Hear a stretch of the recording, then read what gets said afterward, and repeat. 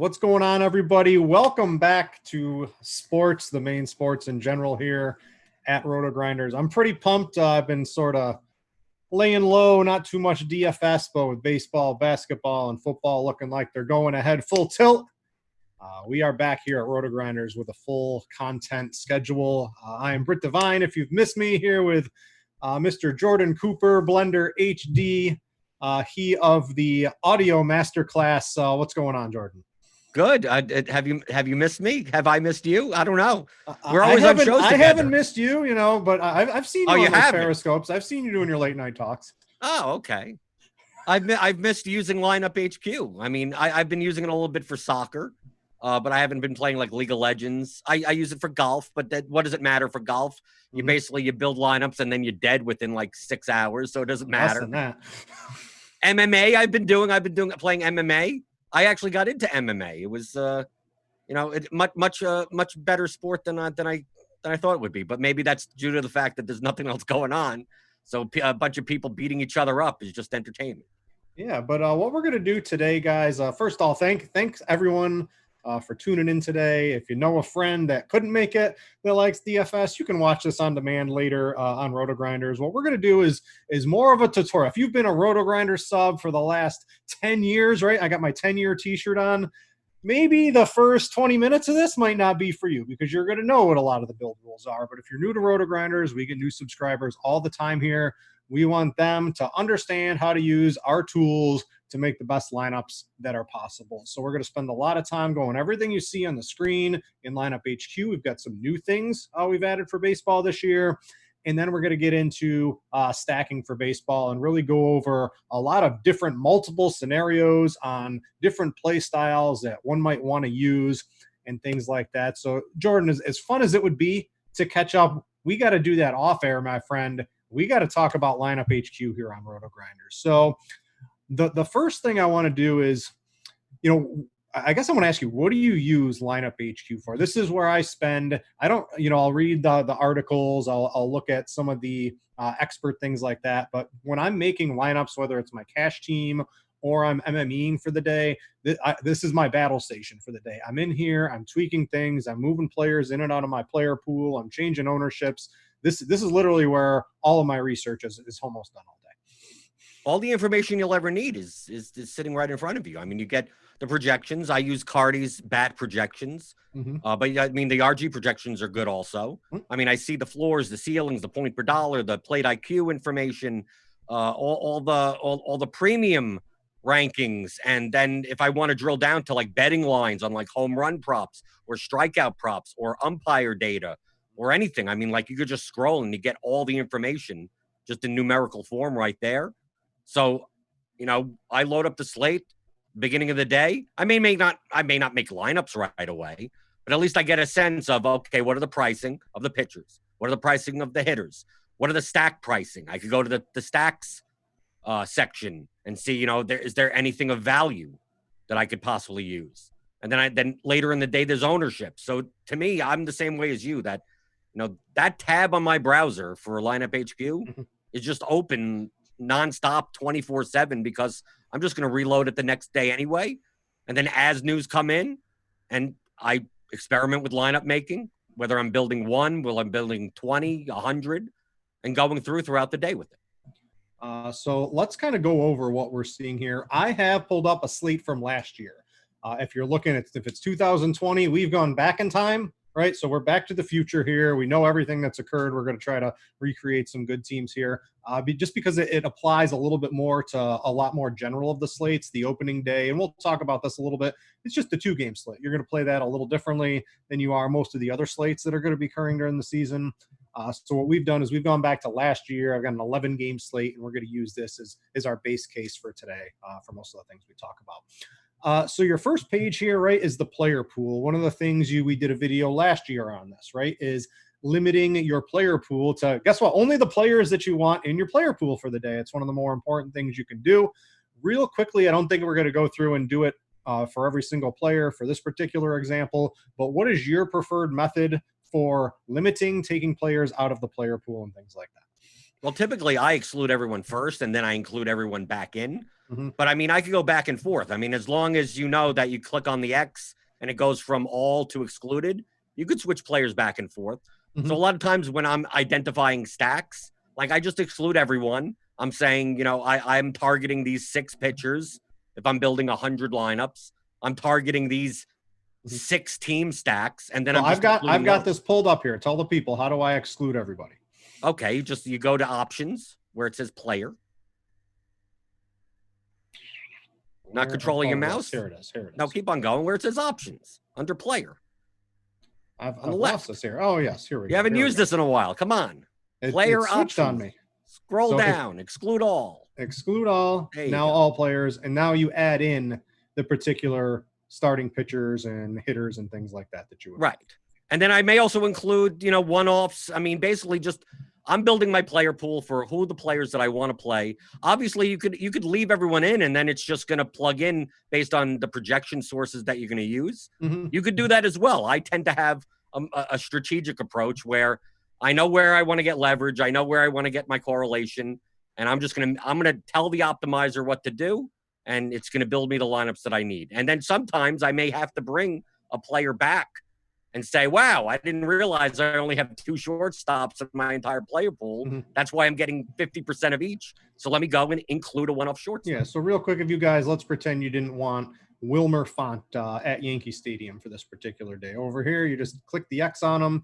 He's gone. Or if you had excluded everybody and you're only putting in the players you want, you basically do the reverse. You would go to the excluded tab, click the X, and that would sort of add him into your all tab. We're not going to go through everybody there, but that is one of the more important parts to actually get specifically at the pitchers. I don't want to just play random pitchers that I certainly have no interest in for the day. So I'm pretty picky on my pitchers for the day. Hitters, I'm a little more liberal, specifically if you're leaving guys in to stack teams and things like that. But that's a very important part of both me and Jordan. I think everybody's process that uses this. The other thing are your sort of min and max exposures over here. This we'll talk a little bit about this a little more.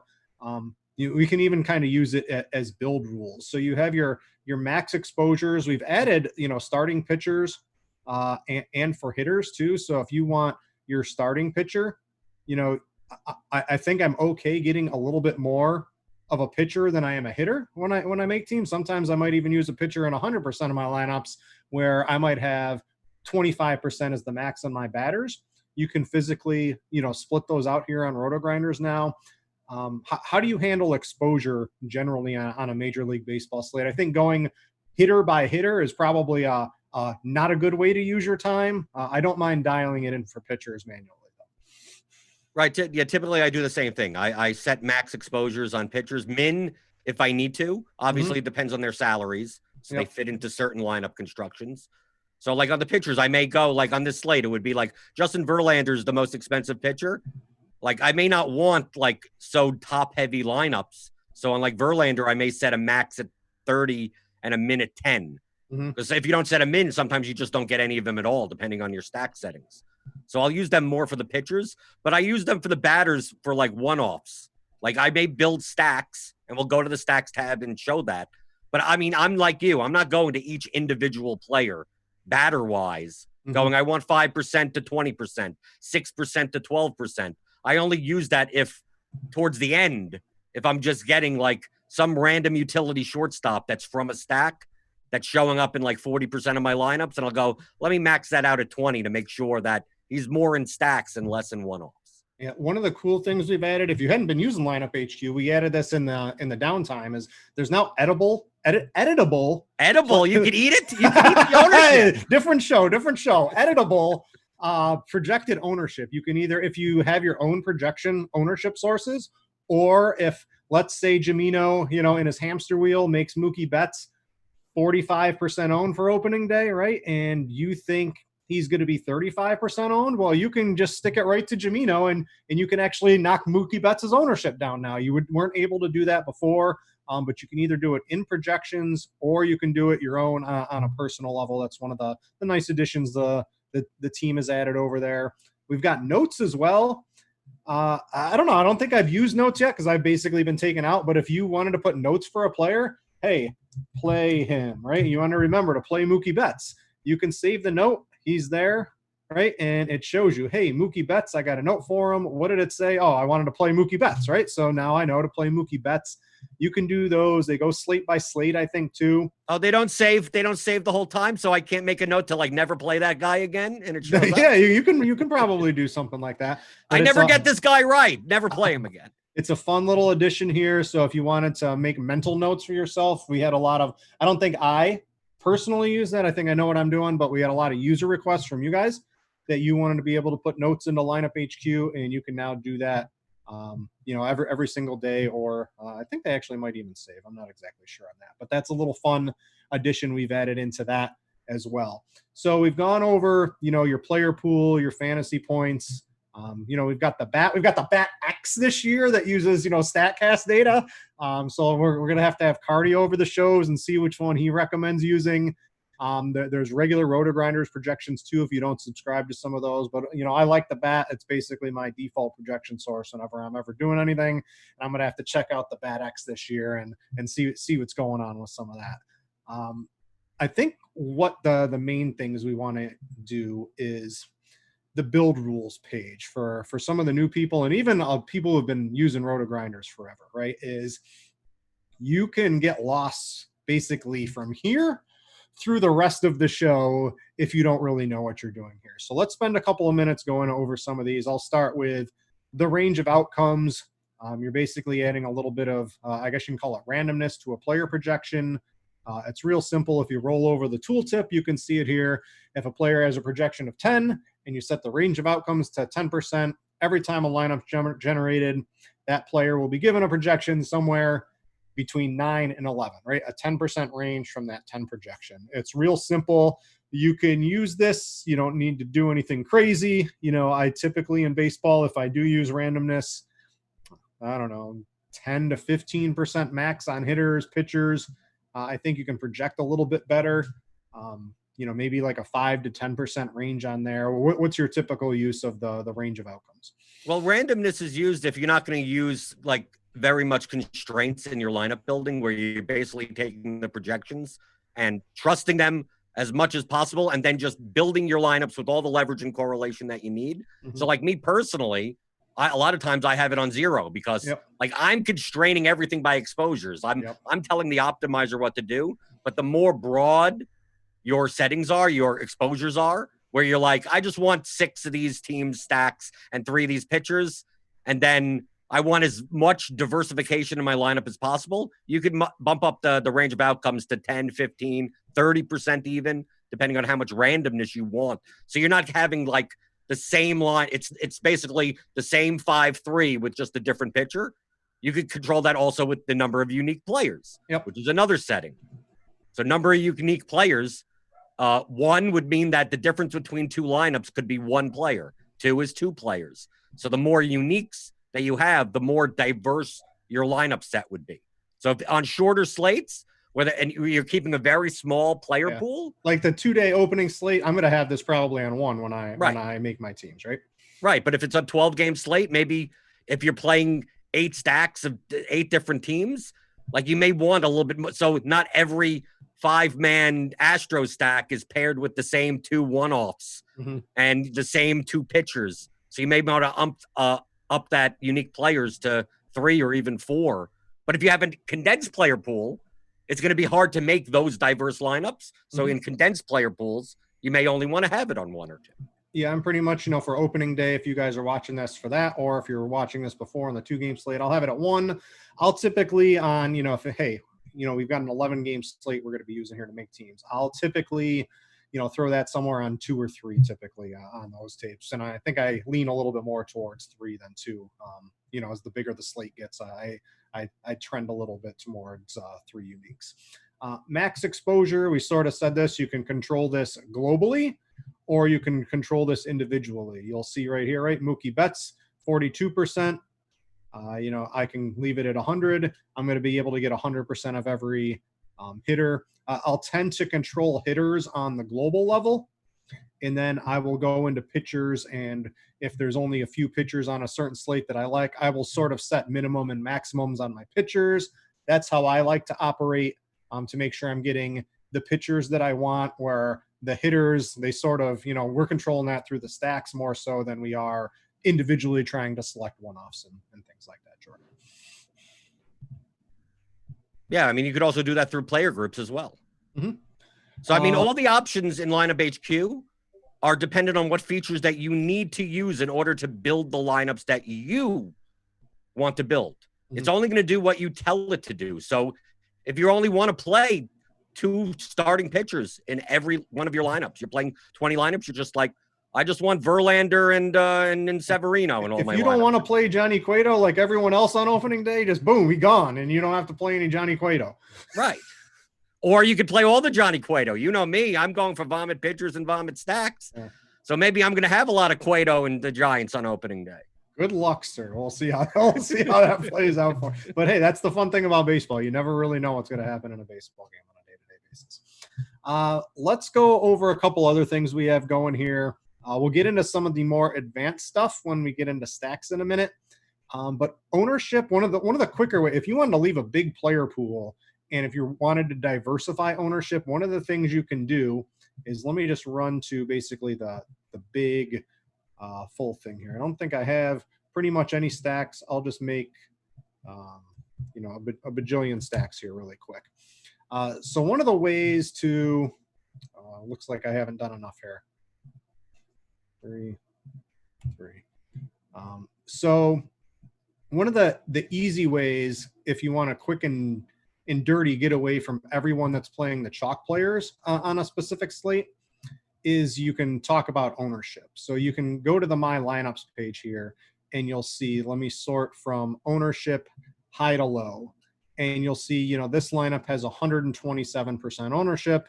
It's got a high owned pitcher, a couple high owned bats, right? And if you wanted to just swerve away from that a little bit, you know, whatever the highest ownership is, out of, if you're not putting any actual settings in, maybe take like 10% or 15% off of that. And it's sort of a quick and dirty way to eliminate you from having the same lineups as everybody else in sort of large field GPPs. I tend to get a little bit more nuanced than that. But, you know, for this particular example, if I put this at 110 as a max total ownership, because I was getting lineups at 127, there's a little quick tip just to sort of get away from the ultra chalky players all being in your same lineup. Does that right, and that's the reason why we've added editable, not edible, projected ownership. So, like, if you think that a player is going to be not 27% owned, but he's going to be 40% owned, and you're using a feature like that, you're going to need to then in order to go towards your cumulative ownership, you'd have to edit it, because it's going to treat it as 27% until you tell it otherwise. So you're able to now do that. So if you have your own ownership projections, you can import them into LineupHQ now. And then don't forget, guys, if you are new to this, if you just want sort of the optimal player, the optimal lineup, don't forget. So I've hidden this sidebar for the tutorials so you guys can see more. But when I'm making, you know, trying to figure out my cash team for the night, you can use LineupHQ for that too.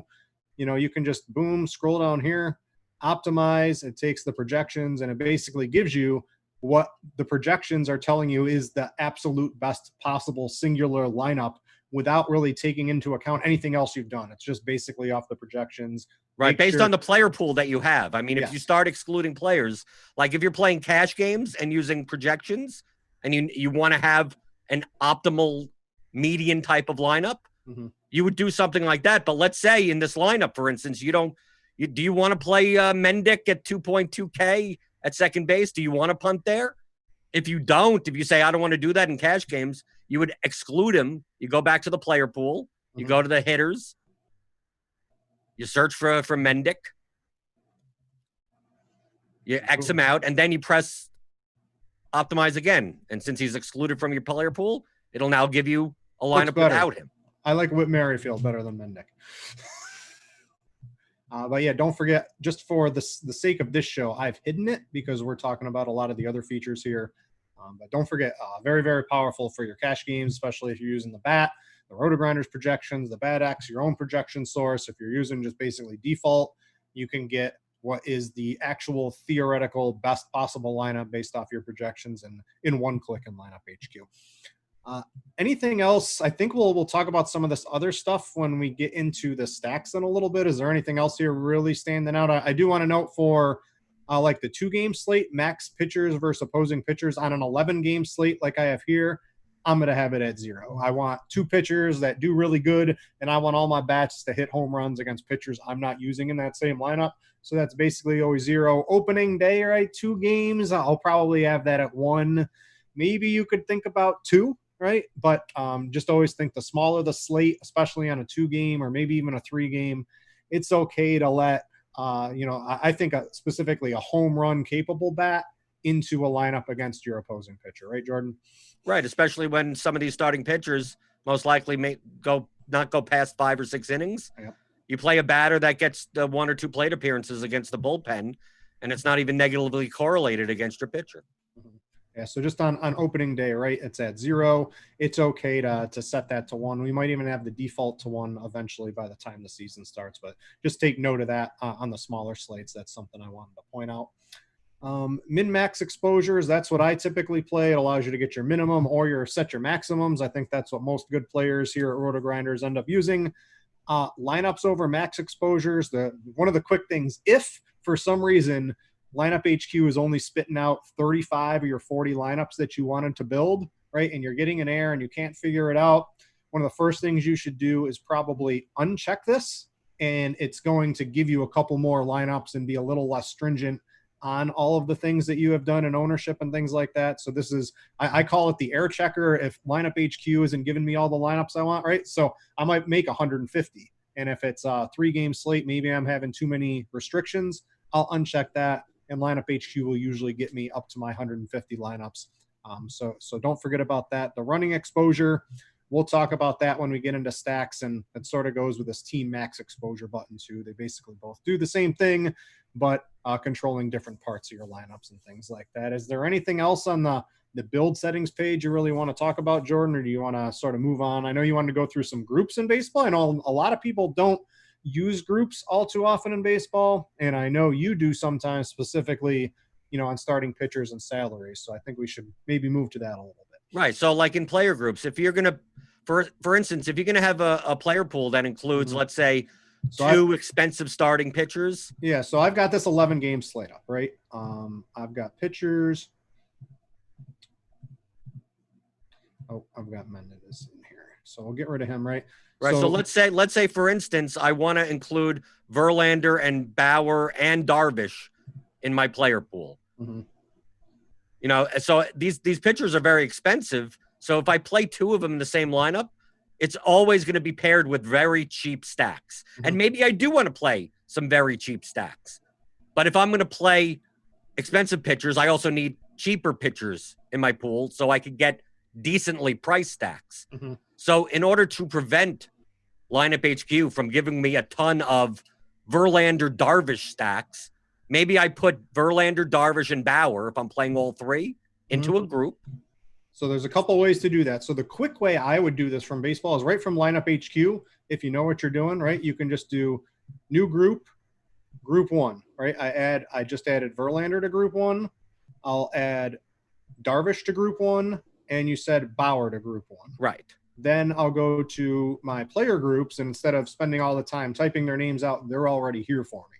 Right. And then on the side, you say players to use, 0, minimum, maximum. Yep. So 0, 1. So no lineup will include both these players in the same lineup. So now it gives me lineups where it's Verlander cheap pitcher, Darvish cheap pitcher, Bauer cheap pitcher, and I'm not just getting a ton of Verlander, Darvish, and the Tigers, like in every lineup, the cheap Marlins.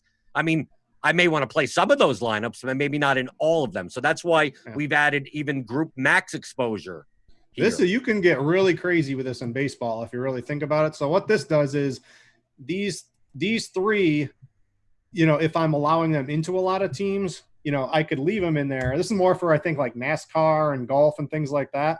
But you can use it in baseball where now these guys, some combination, if I wanted to use, at least 2 of them, I could basically force them into 10% of my lineups, these 2 specifically, right? If I wanted to do something like that. So you can, of these 2 of this combination of these 3, will now show up in no more than 10% of my lineups in this particular thing. So right, and let's say I'm just showing it as an example. It may not be as useful for baseball. I mean, let's go back. What cheap pitcher is in on the slate? Like what cheap pitcher what vomit pitcher would I possibly use? Oh, Logan Webb. Okay, he's a Giants pitcher. Maybe I'm using Logan Webb. All right. So if I go back to groups, maybe I don't want to play if I'm playing like a mid-range pitcher and I'm not playing expensive stacks. Like I'm playing a 7K pitcher, but I don't want to make lineups that are Webb 7K pitcher. I only want Webb to be in lineups with one of the stud pitchers. Yeah. I could create a group that uses Logan Webb as a conditional player. So I add Logan Webb as a conditional player. So typing him in. Oh, all right. So I see what right, because you want it only in Webb lineups. And then in the group, it would be Darvish, Bauer, Verlander, 1 min, 1 max. So what this will do is make sure that if I'm using Logan Webb in that SP2 spot, that I'm using a stud with him, and I'm not using whatever 8K pitcher I may have in my pool and have these really expensive stacks in it. So it really depends on the slate, but you could utilize the groups to basically tell LineupHQ what you want. Even if you don't have groups, if you just start creating lineups, let's say you're a 20 max player and you're just playing 20 lineups, well, build 20 lineups and have it spit out based on all the exposures, and then go through and you may see certain things. It's like, oh yeah, I realize Logan Webb is always with, this pitcher that I don't want. I want a stud. Well, you could just make a group and then make your 20 lineups again. So checking your lineups. Me and you, Brit, do the same type of thing where it's not like we put in all the settings, we press build, and then we're done and CSV Sometimes upload. You have to in a time crunch, but well, that's a different story. I like to have some time. But a lot of times you're redoing your process 10, 20, 30 times, tweaking things along the way, and then you get satisfied. Maybe you're saving lineups. Maybe you're making multiple little builds. So it's not the type of thing. LineupHQ is not meant for, I spend an hour, put in all my settings and all the 1.2 ownership and all the little things here, and then build 100 lineups and then don't look at it and you're done. And then you realize you have 88% Danny Melnick and you didn't realize why that happened. You've got a couple other notes here. I'm going to go ahead, right? So I'm going to blast these groups out of here. You have a couple of notes here, grouping out based on hitter one-offs and then grouping hitters in and out of a certain stack. So let's talk about those and just really quickly how you theoretically use LineupHQ to get those types of advanced things into your lineups. Well, when it comes to one-offs, if I'm playing, let's say, for instance, I'm playing primarily 5-2-1 stacks or 5-1-1-1 type of stacks where I'm playing 1 5-man stack and then 3 one-offs. Maybe I don't want to play one-offs that are cheap. I don't want to play the utility shortstop from a stack as a one-off. I'd rather play good, power hitters. I may make a group that has all those one-offs in it. So it has the Trout one-off. It has the Mookie Betts one-off. It has the Springer one-off. All right. So are you doing so? If Trout is a one-off, explain to me what I'm doing in here for the okay. Well, I don't know is Trout even on the slate. This theoretical. This slate. Is true. So let's pretend it's George. I'm looking to use one of the Astros. Right. George Springer. So Springer, Cruz, Meadows. Just put those in. Springer, Cruz, Meadows, and keep on going. Just random power hitters that are out there. Austin Meadows. So let's say I want to use one of these 3 players as a one-off in every lineup. This list could end up being 10, 15 players. These could also be one-offs of stacks. Maybe I'm playing a Houston stack in 40% of my lineups. So that if it's in my player pool, I'm going to get Houston players in as one-offs in my other 5-man stacks. But maybe I don't want the 8th hitter. I don't want Marisnik as my one-off. I want to keep him to a stack. So I'll put in all my one-offs here and make sure that if I'm playing, if it's a 5-1-1-1, that all of my 1-1-1s are in one group. Yeah, or right, Miguel Sano, depending on the position, you could make multiple groups with even multiple positions. So this would be, so let's pretend not if you're using 5-3 stacks specifically only, this need not apply. If you're using 5-2-1s or 5 with 3 separate batters or a 4-3-1, those are basically the only stacks I really use when I'm playing baseball, unless maybe on the opening day 2-game slate I'll get a little weird and something like that. But this allows you, in theory, right? And this would probably, if you're not doing it by position, this is probably what, 15 or 20 players deep. You're probably looking at something like this here. Yeah, most likely. Most likely I'm looking into the stacks that I'm playing. Mm-hmm. So while I may play a cheap catcher in a stack or a cheap shortstop in a stack that doesn't really have one-off power, depending on my lineup constructions, I'm either making a group with all my one-offs, or I'm making a conditional group that you can make conditional groups based on if that cheap player, you could do it a different way. Yep. Like you could create a group with that Melnick guy on the White Sox and make him a conditional player and say, right, you put Melnick in. He's out of the player pool. Oh, he's out of the player pool. Let's use Ben Gamel. Ben Gamel. Last year, he was on the Mariners, right? Yep, horrible. Okay. You have to remember, it was like 10 months ago. Yep. So in order to force him to only be in stacks, I will put in all of the Mariners into this group and put the players to use. Like if I'm just using 5-man stacks, I'll put the minimum as 4. So players minimum 4, maximum 5 with all the Mariners that I have in my player pool. This one, he's on Milwaukee for this. Oh, he's on Milwaukee. Okay. Yep. So he was on the Mariners. So you put all the Brewers. You put Yelich.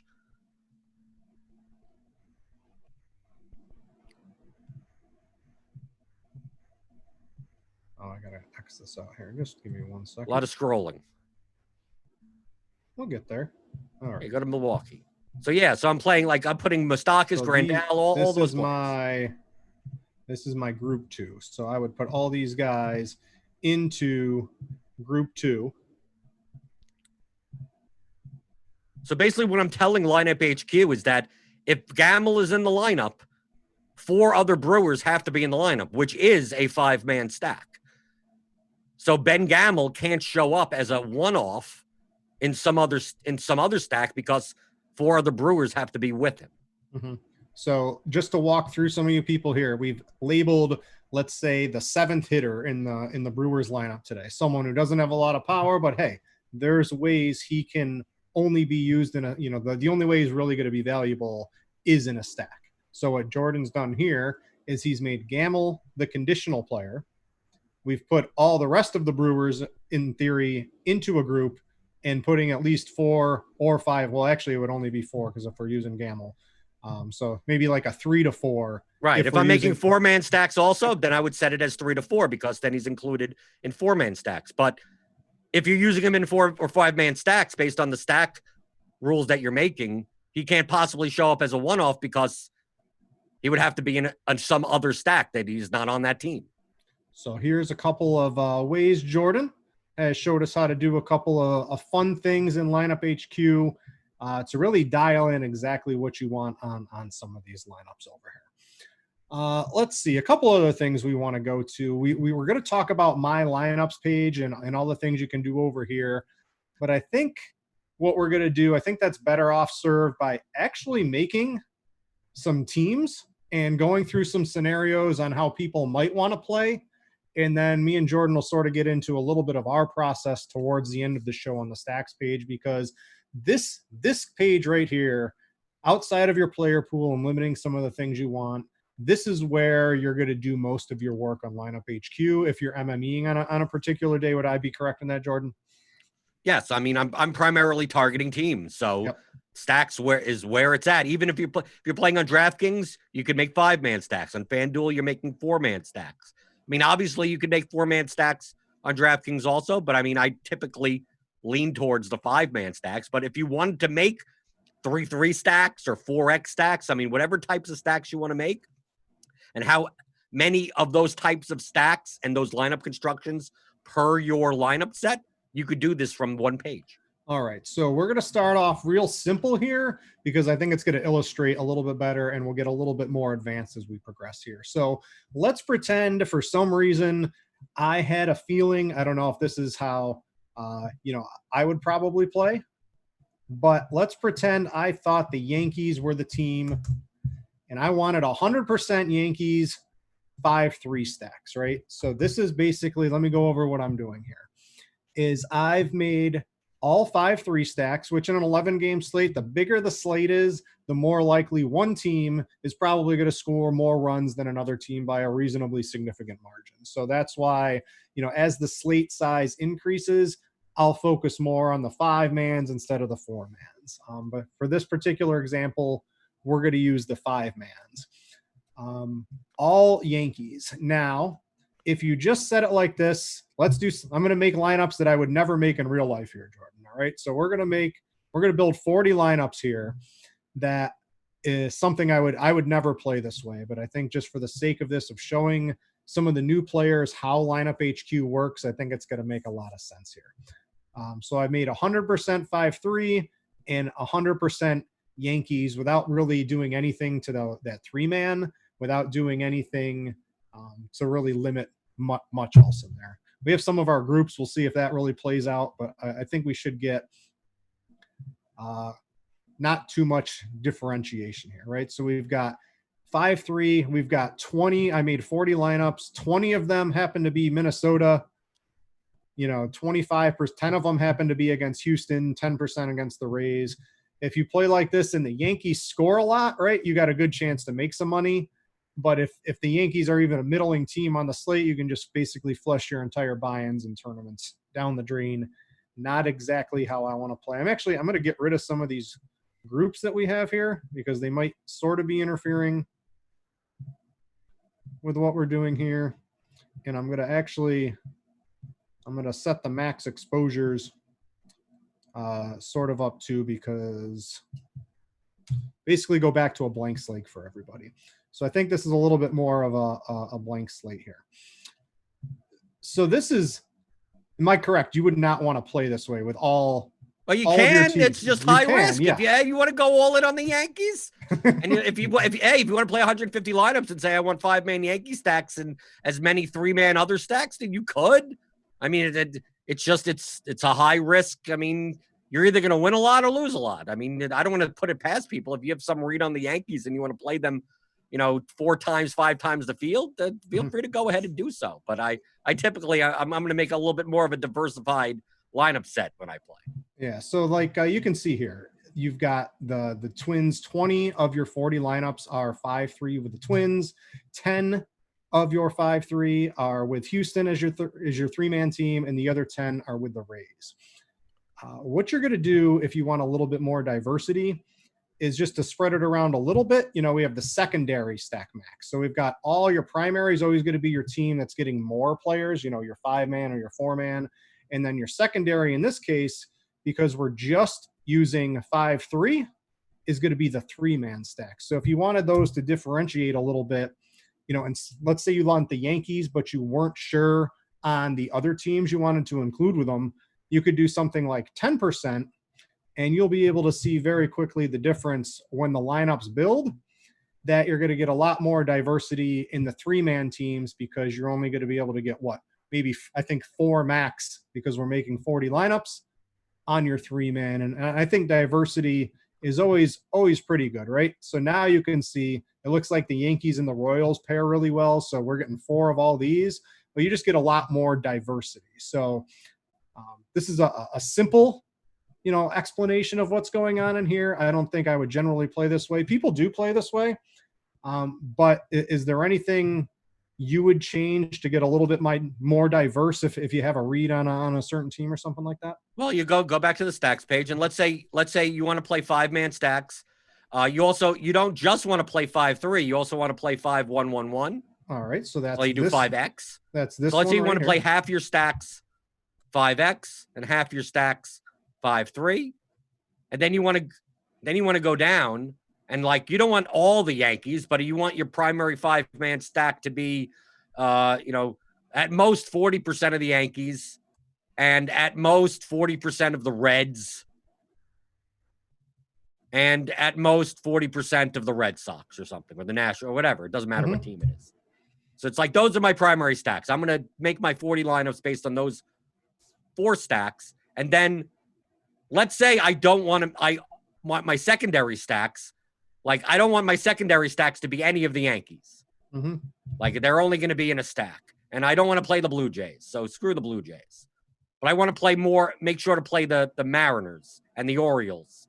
Like, I start setting all these 10%ers. Maybe I want to play a little bit more of the Twins. So that's 20%. Set that as the max.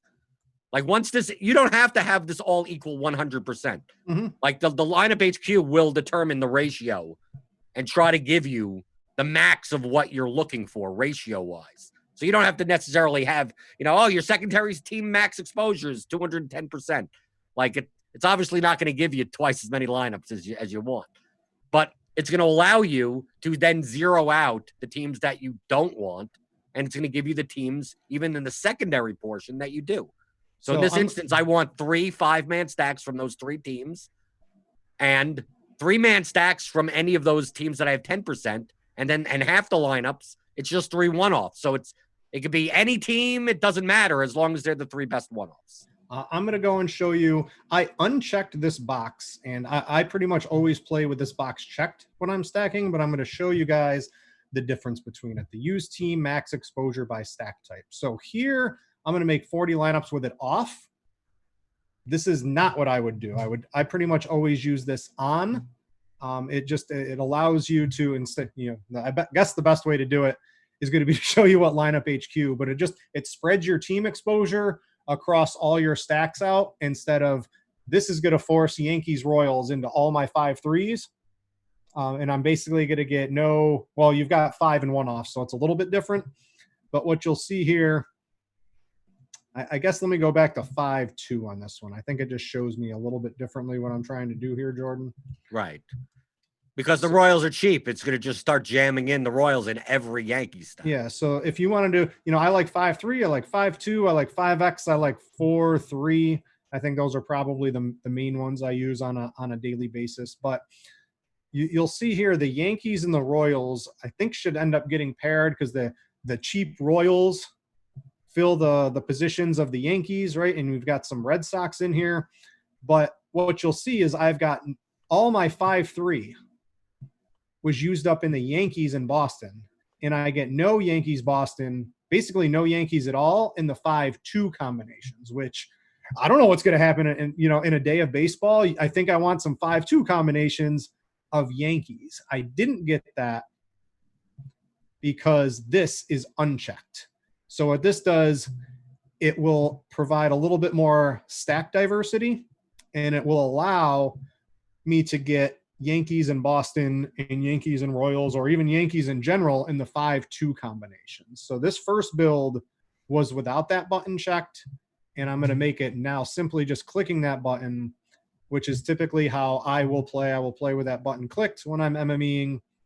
You will see as soon as it's done churning out a couple of lineups, and we'll go through the builds.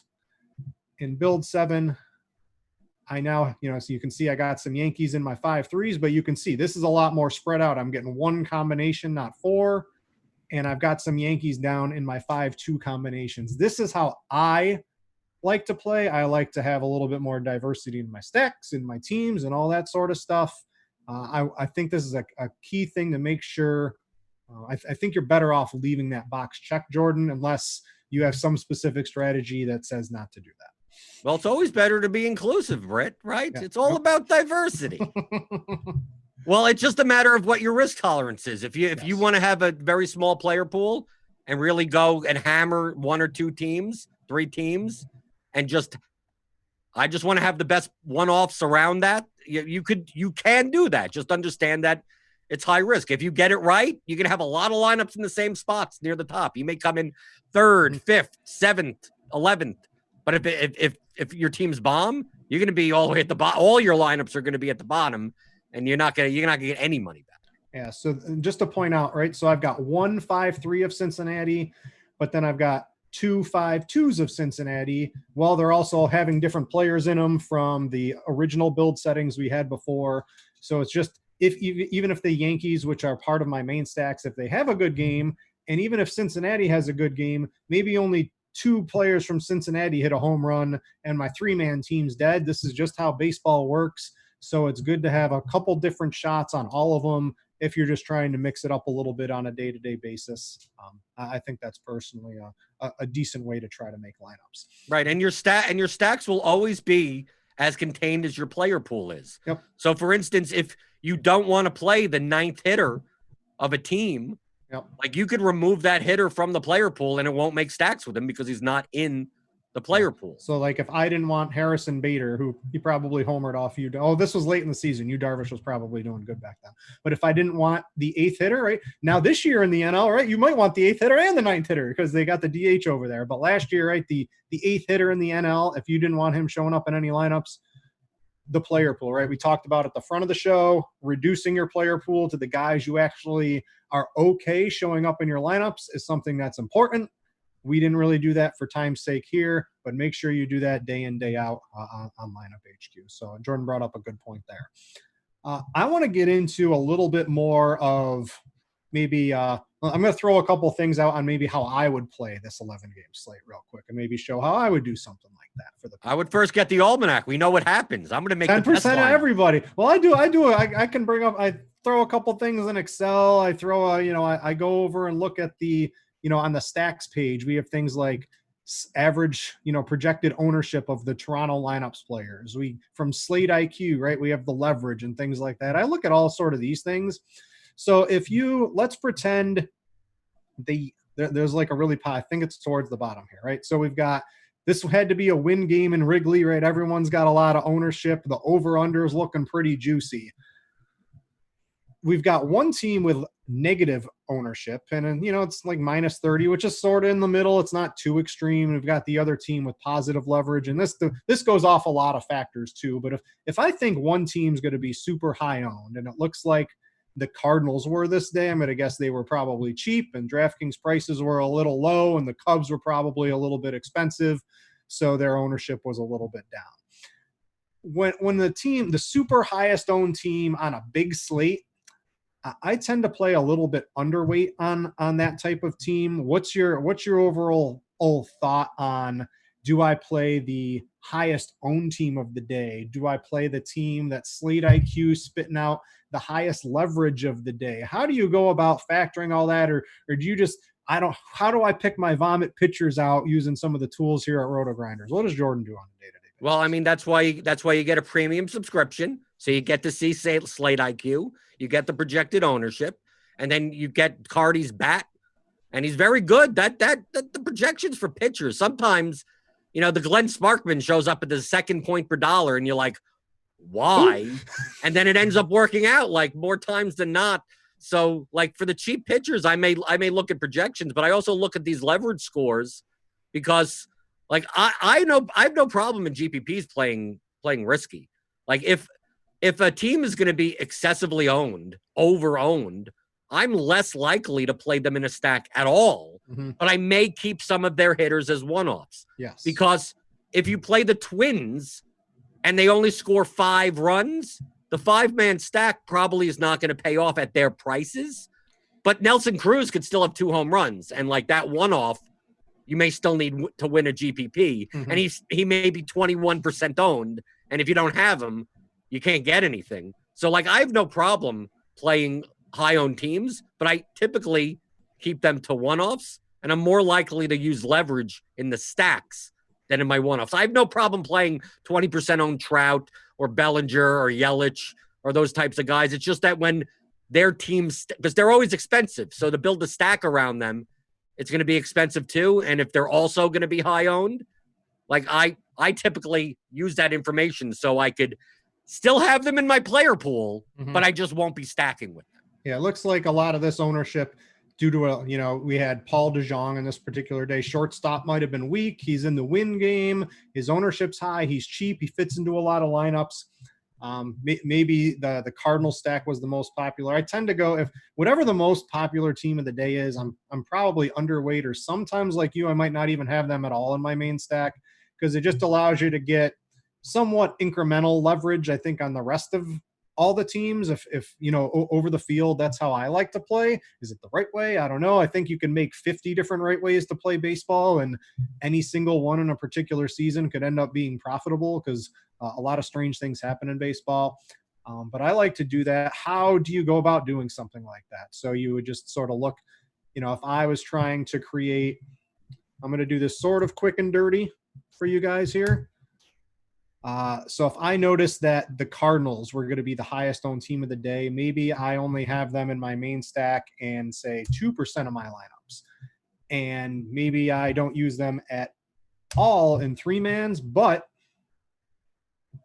like Jordan said, they're still in my player pool, and I'm going to have an allocation to some teams via the 5-2-1, via the 5X, and via the 4-3, where now some of those really good plays can still get into my lineups. I'm just not going to be stacking them a lot. So here I've got 40 lineups.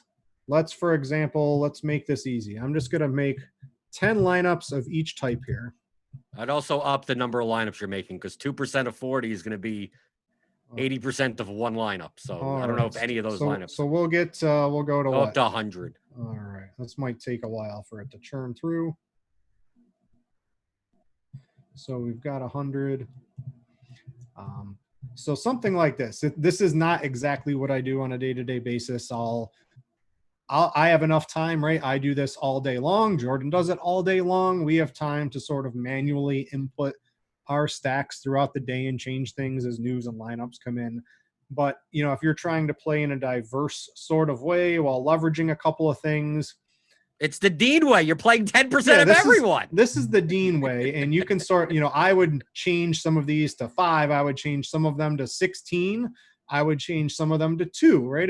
If I thought a team was, if I liked the Blue Jays and their average stack ownership is going to be 2% and I liked them, I might give them 6% for the day, right? And then I've got, in theory, 2 to 3x leverage on the Blue Jays. And that comes at the expense of the really high-owned team that I'm underweight on. And then I'm just able to allocate sort of the ownership to the high-owned team, to 6 or 7 other teams, and just get more teams that can maybe score some more points for the day. Right. You're pretty much using this page the same way you'd use individual player exposures, but it's with the whole team. So you don't need to necessarily go in to the Blue Jays and set your Vlad Guerrero Jr. ownership or your Grichuk ownership or your Smoke ownership. It's like, no, I want 6% of the Blue Jays. Give me 6% stacks. And if you wanted to use groups to make sure that one guy was always in every one of your Blue Jay stacks, you could do it. If you don't care, then it'll just make the Blue Jay stacks that you want it to make. And it's churning through. It's taking a little bit longer, right? We would normally, on our own personal slates, we would take this 207-person player pool probably down to what, 100 and probably like 100, something like that, Jordan? Maybe a little more? It could be even less. Just understand that the more rules that you put into LineupHQ and the bigger you have your player pool, the more calculations it needs to make. Yep. So it may go a little slowly. It still goes pretty fine depending on how many lineups you're building. But it could, if you limit everything and you have a very narrow player pool and very broad rules, like you could build 100 lineups in less than 10 seconds. Right. Yeah, it'll churn through quick. So this and it'll save all your builds. Show them, Brit. I got on them this all. Page.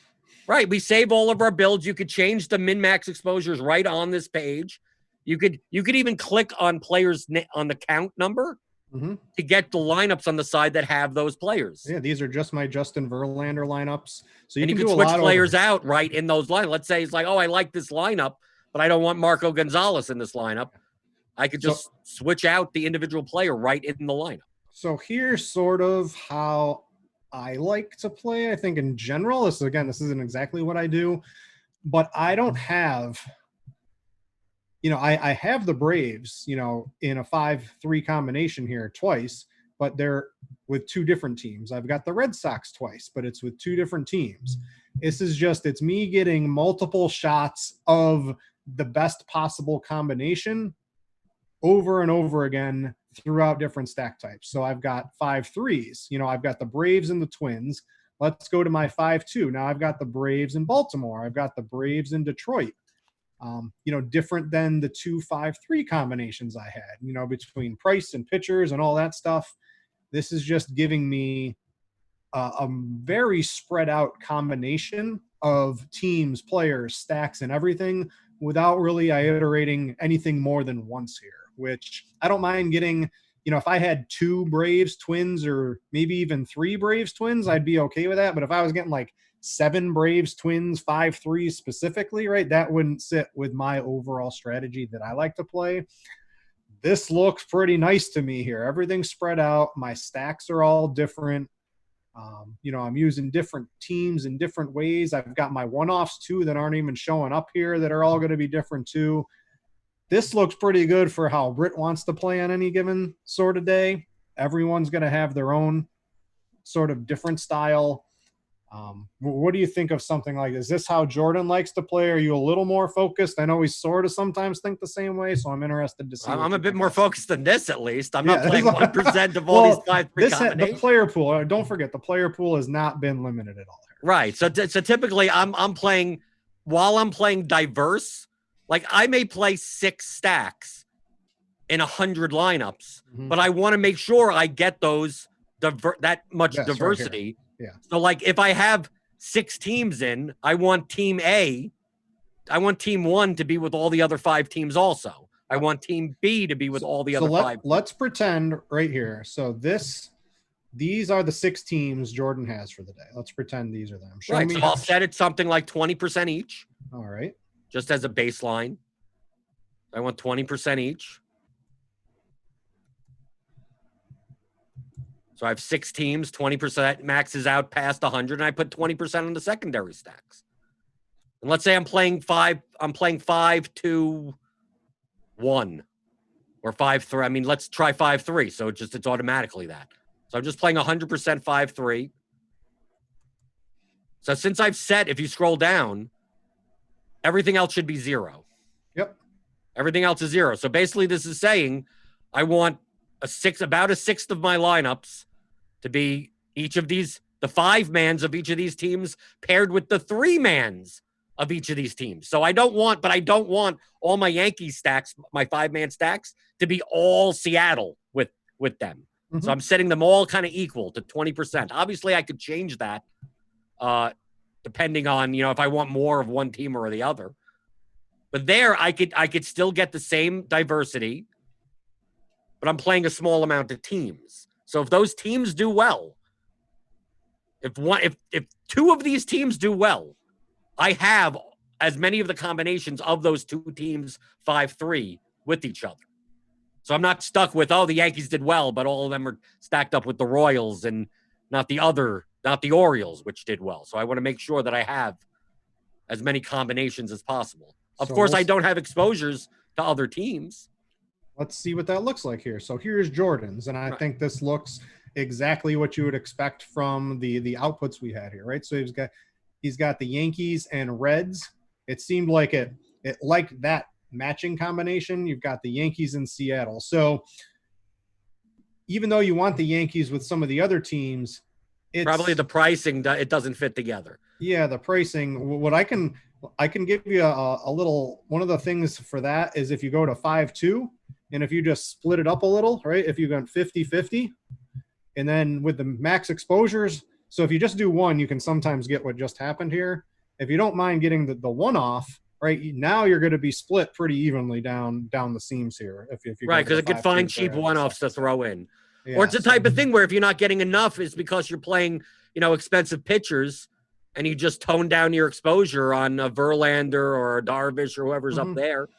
And then you make sure you get like mid-range or cheaper pitchers in those lineups. Because I'm assuming on this slate, the Yankees are expensive. Yeah, Verlander's got a pretty hefty projection too. So I might even be throwing him into a lot of your lineups too. We'll see what happens here. Yeah, so even with this, right, you're still getting Verlander 98%. So I mean, we could tone that down and get a lot of, if I put that at 40, right, we're going to get a lot of different lineups. But you can see here, right, Yankees, Reds, Yankees, Seattle, Yankees, Reds, Yankees, Baltimore, right? It's just because you're getting too much Verlander and all your expensive things. So this is where you would go back. I'm not getting as diverse of a lineups as I want. What's causing that? It's definitely too much Justin Verlander, correct?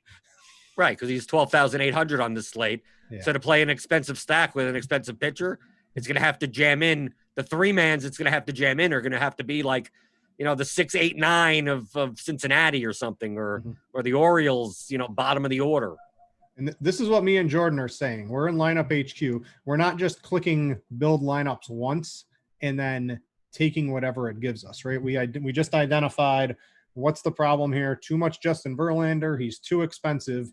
We knock his exposure down, and then all of a sudden, I'm going to bet the combo summary, right? It's looking a little bit more spread out. I think this is looking a little bit better. The diversity in your lineups are starting to look a little nicer.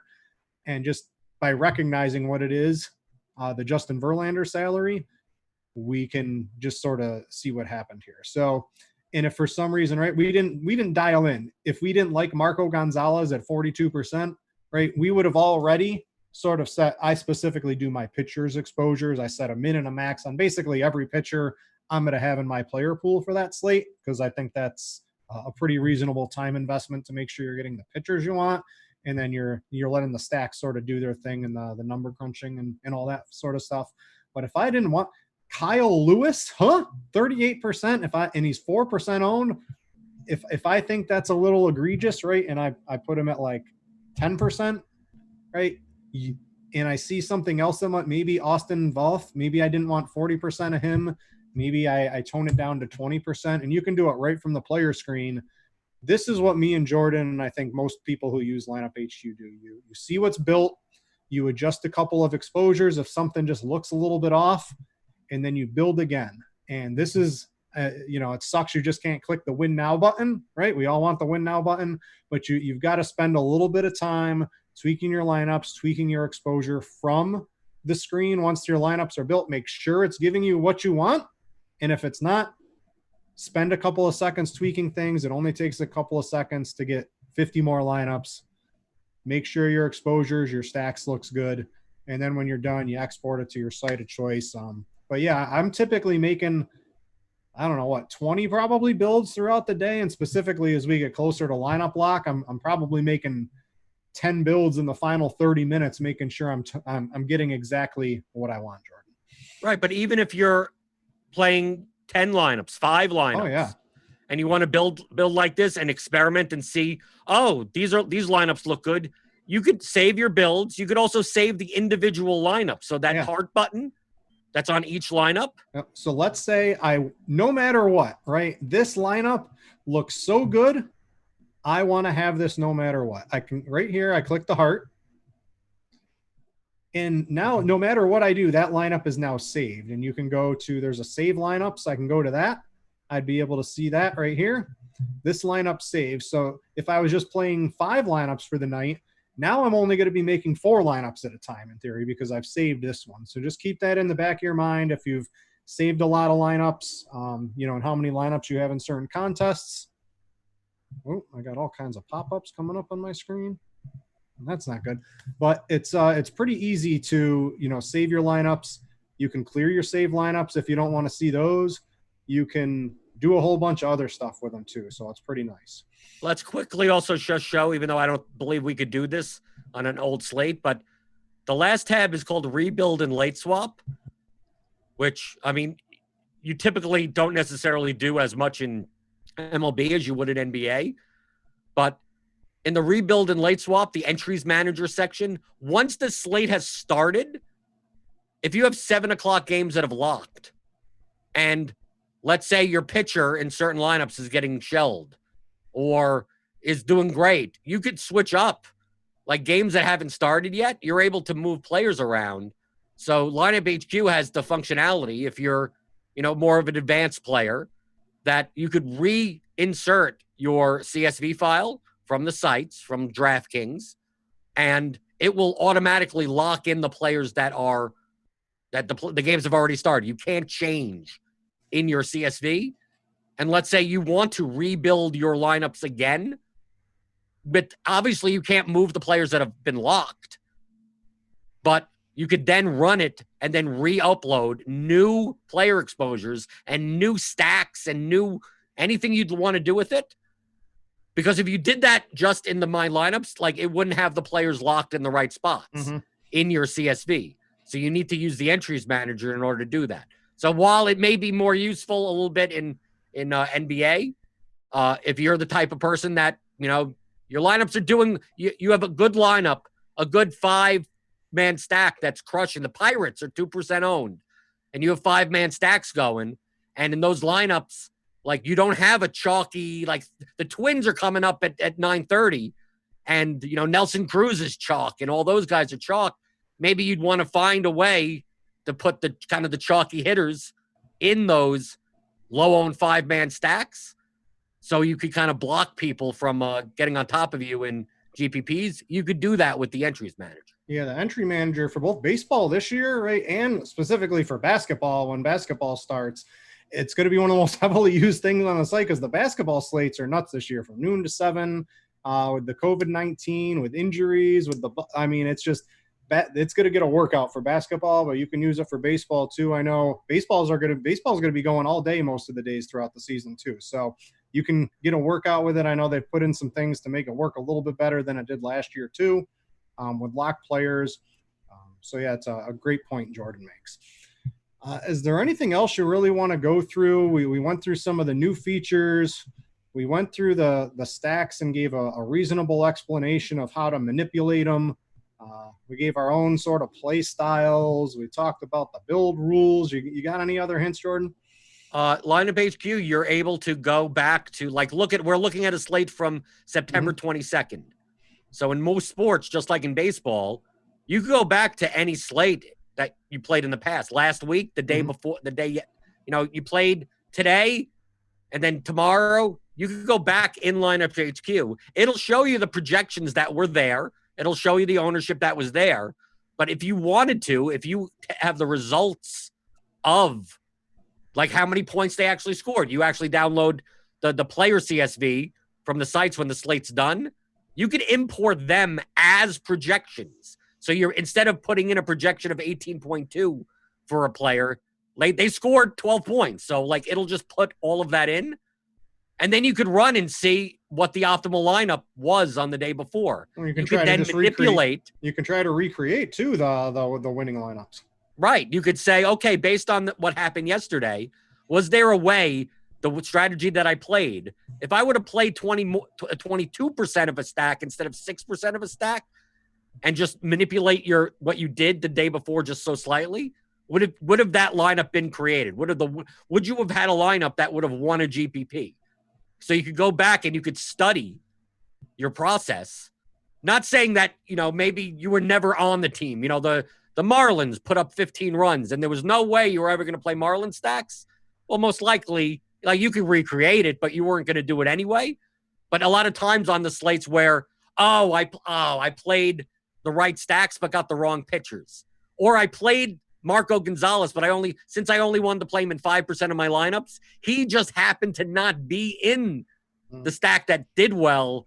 So if I did of baseball, right, you kind of recreating that. Like, maybe if I wasn't so down on this person and up on that person, I would have gotten lineups that would have came in the top spots.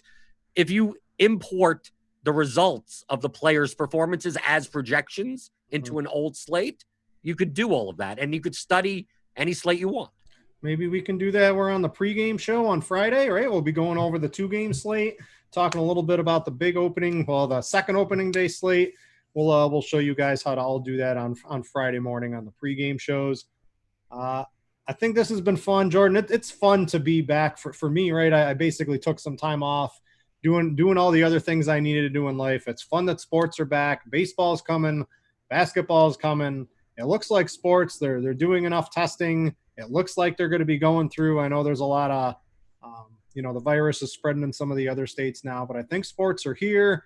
I'm excited that there's not a lot you can do out in the world today. I think DFS, I think sports betting, this is like the time to shine right now.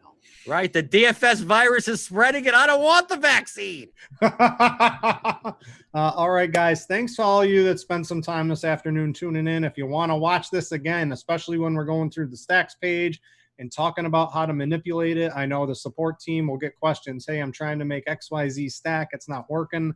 You can go back and watch this at any time. It'll be on demand here on RotoGrinders. If you ever want to find it, it'll be on the videos page. You can just send me a tweet or Jordan a tweet, and we'll try to find it for you as well if you're having any difficulty It's been fun. Opening days just a couple of days away. 2-game slate. You got Cheese's Goods article.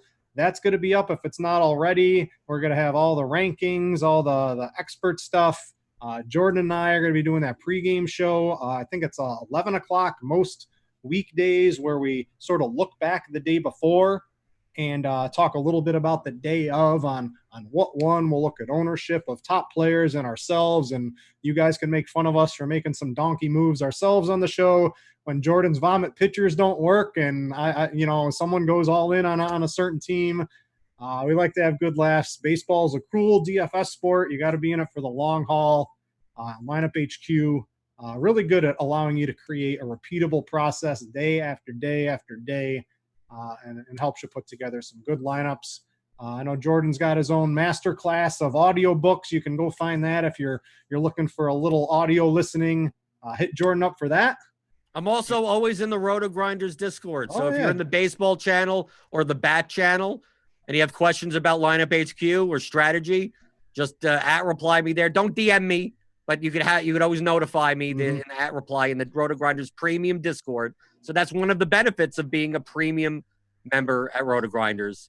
So sign up. So you could use lineup. You could actually build 100 lineups in LineupHQ. You have to be a premium member. So sign up for that. You get access to that, to all the expert survey and the value rankings. I'll be doing some of that. The crunch time shows, cardies, content, and pretty much everything, and access to all the personalities in Discord. So sign up. All right. That's going to do it for today. Thanks to everyone for watching. And Jordan, good talking to you, my friend. So with all that said, he's Jordan. I'm Brit. Thanks for watching, and we out ya.